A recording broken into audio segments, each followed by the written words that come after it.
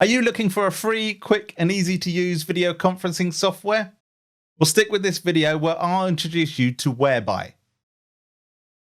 The benefit of using software like Whereby is that it works in your browser.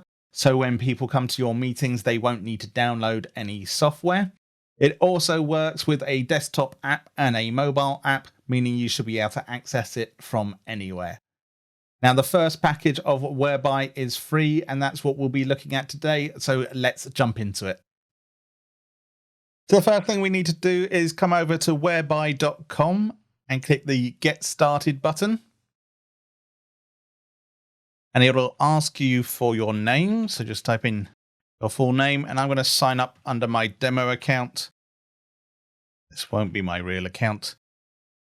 And click the accept there. You're accepting their terms and conditions and that you're over 16. And then sign up. And they will send you a code. So I'll get that off screen and I'll be back when that code has arrived. So I've entered my verification code into the software and it's taken me to this page where I can choose which plan to use. And as you can see, the basic plan is free and it goes up to $59.99 a month. If I click the detail button under each plan, you'll be able to see the differences between them. Major differences being the number of people that can be in each meeting. So for the free plan, I can have 4 people in the meeting, then 12, and then up to 50 for the business plan. Business plan will come with a custom domain as well. They all have access to the desktop and mobile app. They'll have screen sharing and you'll be able to lock rooms that I'll come on to in a minute. And of course, the YouTube integration there, although with the other plans, you get more integrations. I'm going to click the Get Started on the free plan. Here you can enter your company name or project name, but whatever you enter into this box will be your meeting's address. So if I write Joel's demo account, if anyone goes to whereby.com/Joel's demo account, they will be taken to my meeting room. The meeting rooms are locked by default. You can turn that off by toggling that switch. That means anyone with your web address for your meeting rooms, they'll be able to join your meeting automatically. If I click that, make sure it is locked. When someone comes to my URL, they'll be taken to a waiting room and they can alert me that they're waiting to join the meeting, and then I give them access to that meeting. That's far more secure. That's similar to the Zoom waiting room, and it will stop people so easily spamming your chats or bombing them, as we've seen lately. So I'll click the Create My Room. So here we are in the meeting room. This is what it'll look like for the host if they follow their link. And you can see here, I can copy the whole link and I could send that to someone, say in a Facebook message or an email, so they know where to find me. And you could automate that.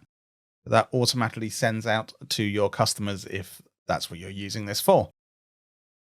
At the bottom of the screen, you can see I can turn my webcam on or my microphone on. At the moment, they're both off because I'm using them to film this video. So for now, it will just show my profile picture. You can turn them on and off. And then next to that, as you'd expect with any video conferencing software, is screen sharing. If I click that, you'll see the various bits of software I'm using to make this video. I could show you just the individual applications, or I could share a tab with you. When I cancel that, as I've cancelled it, it shows me that little warning, but that is because I've chosen to cancel it. There's a record button at the bottom, but this is for the pro and business add-ons. You can't do that with the free one just yet.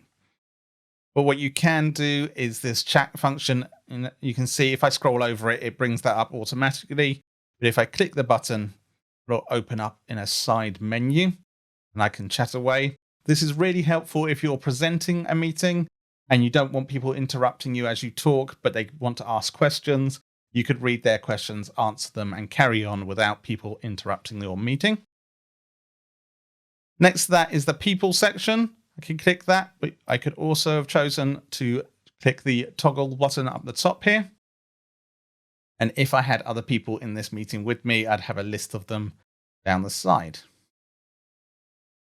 If you're having trouble with your webcam or your microphone, or you'd like to switch which device you're using, up in the top corner here, we have a toggle button. If you press that, here you can choose which camera to use, which microphone, and which speaker. You've also got your room settings. So at the moment, we're in a small room of 1 to 4 people. But if I click that drop-down menu, there is a choice of up to 12 people. That's not active at the moment because we're only on the free plan, but for one of the paid plans, I'd have those options there. I can also unlock the room if I choose to. This would mean anyone with that link could enter this room now, but once everyone's in that I want in, I can press lock again. And of course, here I can copy the link once again. If I click the 3 dots here up in the top corner, I can start a timer. I can click show timer, and up by the URL, it's now got a timer here for the meeting. And so this is useful if you're doing consultancy, for example, and you've charged someone, say, for half an hour or an hour of your time. You can keep track of that. You can also hide the toolbars so that you've got a nice clean screen. And you just need to scroll over it again for it to show up, and click show toolbars. Now, if you want to change your name in a meeting, perhaps your colleague is using your account, then if you click the profile picture up in the top corner, it's got set display name, and you can change that to anything you like. Maybe I just want my first name showing. There you go. And it will change the profile picture. That's just a letter at the moment.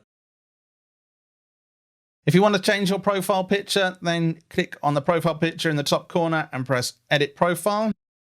And it will open up a new tab to the profile section, and I can upload an image there.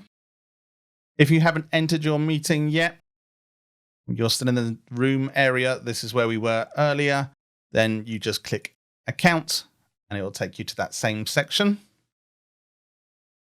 If you're on one of the paid plans and you have access to more than one room, you can add those there.